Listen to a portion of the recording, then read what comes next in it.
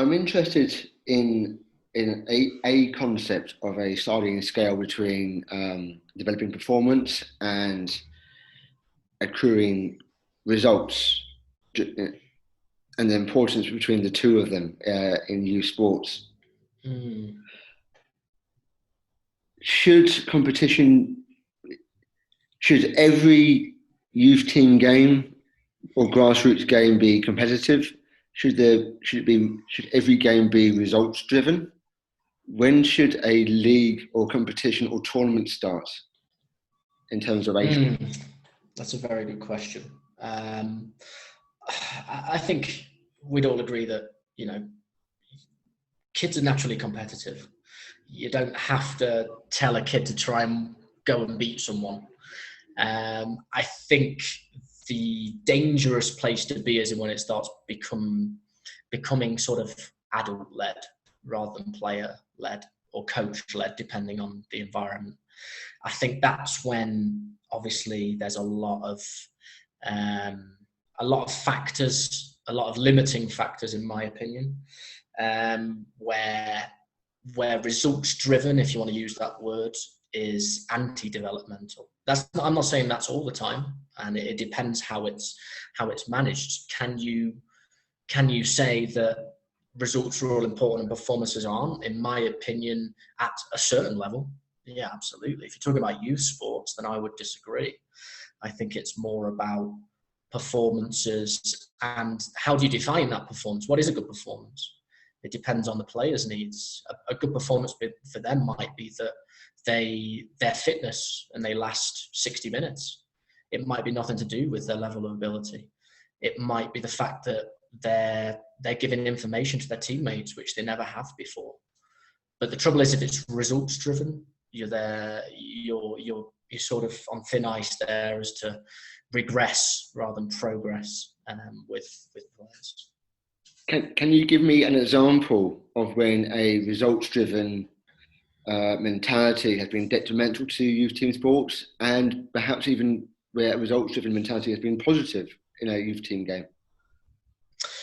Yeah, I mean, I suppose it's if you're looking at positive results-driven youth sports, there's no more tangible reward than having a trophy in your hand. You know what I mean? If that's your aim, and you're lucky enough to be successful in a cup competition or in a league, and it's all about results to therefore get your hands on that trophy, then I'm sure that's a positive outcome.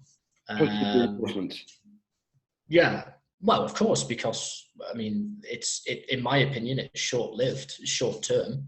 It's a short-term game. But yeah, I'd say that's an example. I think when it goes wrong is when it's win at all costs and it's detrimental to the players. I've seen it time and time again in numerous places where the coach is borderline, if not bullying kids, because they're not doing what they believe is the right way to go and win the game. And that's before you start delving into the depths of decision making, problem solving, developing the person as well as the player, giving them the responsibility and collaborating rather than dictating. And there's so many factors. Absolutely. When I was coaching with you out in Mexico, a few of the teams in the league that I was coaching in with my under-14s,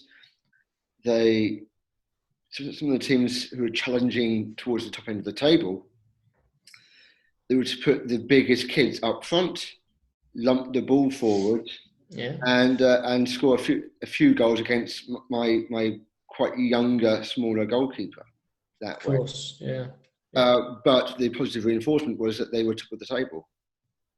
Mm-hmm. Exactly. But unfortunately, there comes a point, as you know, in youth sports where the sort of field evens out, and these big lads up front with their sort of jackhammer shots, it doesn't work anymore because that goalkeeper's as tall as they are and can reach the top corner. I remember watching your games and seeing teams set up with two big people who didn't leave the line of the edge of the box. did not care about the offside rule, nothing. It was just literally, and the ball came to them and they would just toe poke it or do whatever they could to clear the ball. Now that is, for me, a quintessential example of results-based, results-driven performance. And what that does for the team, it's fair enough if that's their aim. That's the coach's prerogative. You can agree or disagree with it, but at the end of the day, what's it doing for those players? What's it doing for the midfielders who literally just get stiff necks looking at the ball go over them all the time? And they're not learning the game. Now, when I worked for you and you were my technical director at FutAcademy, you set down a playing philosophy at FutAcademy of play out from the back, play a bit more aesthetically pleasing football. Still go direct if you can go direct. Why not go there quickly? But also keep the ball down the ground, play it, use the ball, use the space, use the pitch. Absolutely, yeah. Why is that more important than having a results-driven mentality? Well, I think the reason for, I can only speak for FutAcademy, is that there is, under 18s, and then most of our players go off to university, or they leave to go to adult football, and we don't have an adult team. So the reason behind that was that we wanted to make sure that the players were being given the tools to adapt to any structure, rather than just learning the process. And by process, I mean, this is the one way to play, this is the one way to win, and you will be in this position and you will just do as I tell you to do. Like that is process based. And unfortunately, you take that process out of that environment, it doesn't work. So the idea behind that was always, and the philosophy is not groundbreaking by any means, but the approach was always to prepare these players for any environment, any coach, any system, and they would then have the tools to be able to adapt, and therefore it's structure based rather than process based. They're learning how to apply something rather than just learning to do something. So that was the idea. So you want the kids and the young adults to start thinking for themselves and take responsibility for their own actions. Of course, yeah. And like you say, you come back then to the social and psychological side of things, which is that, again, it's something that a lot of people are talking about, develop the person as well as the player. And I think that's brutally important. There's that classic phrase, maybe 1% go on to be footballers, but 100% of them are going to go on into the workplace. And that's very important, isn't it?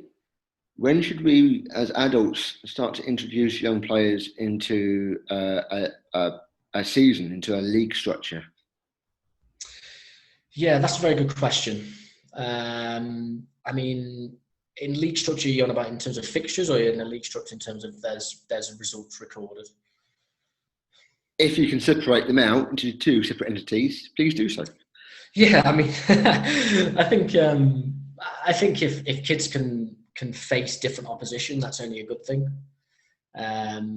You look at someone like the Belgian FA, and they're playing dribble football. It's against different kids within sort of a local community or region, depending. And I don't see much wrong with that, because kids will naturally want to compete. And if they're playing against someone they don't know, then they're going to give them different challenges. I think that's great. I think we've got to be careful that kids don't learn a certain way to do things because they're always playing against the same players. Competition provides that variation. That's fantastic. I think if you then start going into results-based things, obviously that starts to sort of put more and more adult values on the kids, and then we've got to be very careful, I suppose. And there's a point in time for it to happen. At the end of the day, if these kids want to continue in that sport all the way through into adulthood, they're going to have to experience what it feels like to win, lose, and draw, and how to deal with that. And that's a valuable skill as well, how to cope, the resilience to come back. When is that point for me?